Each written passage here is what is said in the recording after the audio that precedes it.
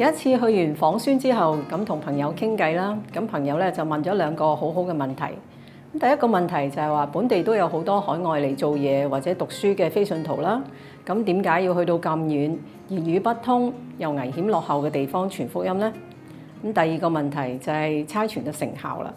佢話宣教士要花好多時間去學語言，克服文化嘅差異，投放好多心思精力，但係結果往往都係事倍功半。咁係咪值得呢？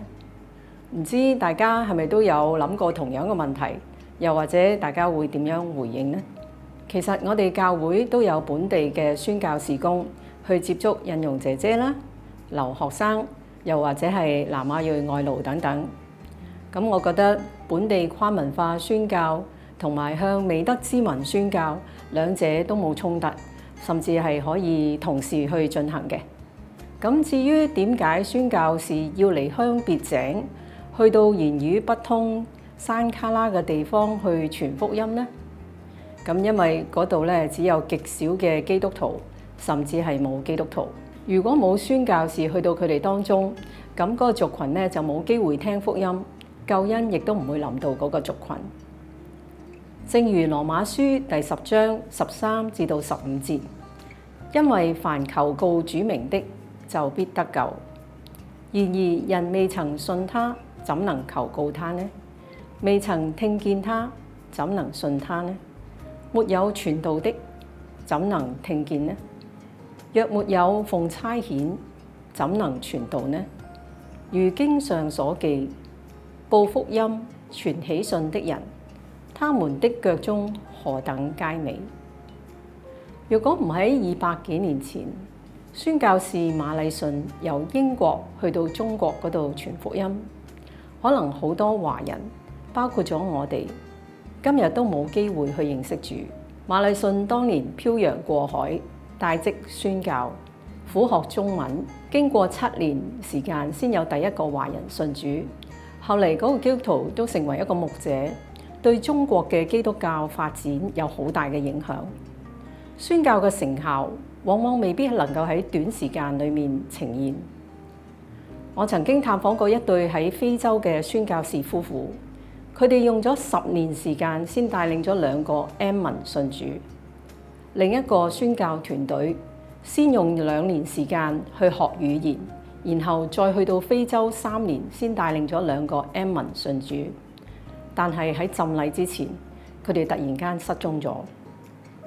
如果用世界嘅標準嚟睇，成效當然係唔理想啦。但係如果當年嘅馬禮遜亦都只係睇成效，今日我哋就冇機會去認識上主。我再分享另外一個真人真事，大約喺100年前，一對年輕夫婦由瑞典去到非洲剛果傳福音，但係酋長唔准佢哋同村民接觸。咁呢對夫婦就祈禱求上主開路，但係都冇睇到改變。唯一能夠接觸嘅就係一個賣食物俾佢哋嘅小男孩。咁佢哋就帶領咗呢個小男孩信咗耶穌。咁之後村落裏面有好多人患咗瘧疾，懷孕中嘅宣教士太太都感染咗。雖然佢之後好返，但係身體非常虛弱。喺 BB 女出生冇幾耐，佢就離開咗世界啦。咁丈夫就幾乎崩潰，佢好憤怒咁講：我失去咗太太，亦都冇辦法照顧呢個 BB， 神毀咗我嘅一生。佢匆匆咁埋葬咗太太，就將 BB 女交俾其他宣教士，然後返去瑞典。咁之後佢亦都再結婚，再組織家庭，但係佢就唔准家人提到神嘅名字。因為佢覺得神將佢一切都奪去咗，佢唔單止放棄咗神嘅呼召，佢亦都離開咗神。另外一方面 ，BB 女被宣教士領養之後，慢慢長大，喺神學院畢業之後，亦都結婚組織家庭。佢嘅丈夫係基督教學院嘅院長。咁有一日咧，佢咧睇一啲嘅瑞典嘅宗教刊物嘅時候，無意中睇到一張相。喺荒蕪嘅曠野裏面有一座墳墓，墳墓上面咧有十字架，上面咧竟然寫咗佢媽媽嘅名字。原來咧，當年信耶穌嘅男仔長大之後，喺村裏面咧建立學校，帶領咗好多學生信耶穌。咁然後嗰個學生亦都帶領咗佢哋嘅父母去信耶穌，甚至最後咧，連個酋長都成為咗基督徒。咁目前嗰個村落裏面咧有600個基督徒。咁個女咧之後揾翻個生父，即係個宣教士啦，話翻俾佢聽：你哋帶領信主嘅小男孩長大咗啦，佢帶領咗全村嘅居民接受耶穌基督。你種下嘅福音種子一直都喺度生長。爸爸，耶穌愛你。冇錯，神愛宣教士，佢亦都愛我哋每一個。佢更加愛一啲未有機會認識佢嘅人。神掌管萬有，佢必然會按佢嘅時間，按佢嘅計劃去成就一切。宣教差傳嘅成效，有時真係要憑信心先能夠睇到嘅。喺嚟緊6月27號至到29號，係教會第52屆嘅差傳年會。希望咧大家積極參與，順服上帝嘅帶領，經歷神嘅恩典更加多。願主祝福大家。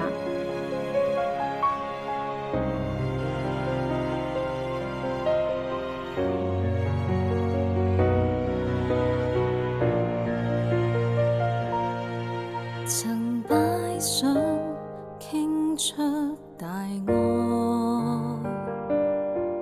曾捨棄已被擘開，曾擔起痛楚十架路，甘心走過，崇高主愛因生似海，能相愛皆因被愛，能醒覺要被拆改，能穿起舊恩，踏上基督的足印，延伸主愛進入人海。立志今擺上傳揚耶穌，用我的恩賜獻上最好，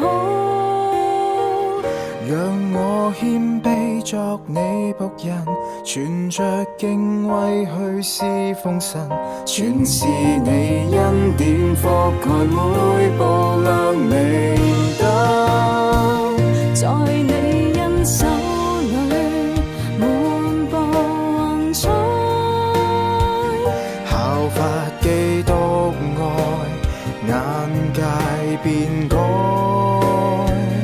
願鴿子天際降下來，陶造我裡面能承載神豐足的厚愛，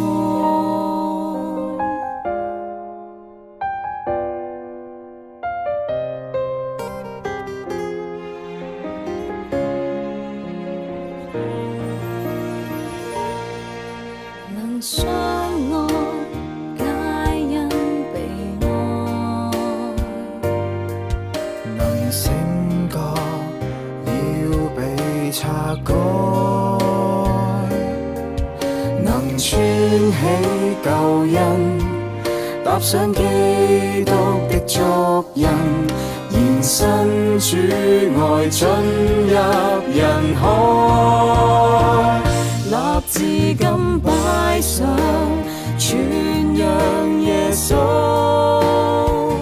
用我的恩賜獻上最好，讓我謙卑作你僕人，存着敬畏去侍奉神，全是你恩典覆蓋每步亮明燈，在你恩手裏滿布雲彩，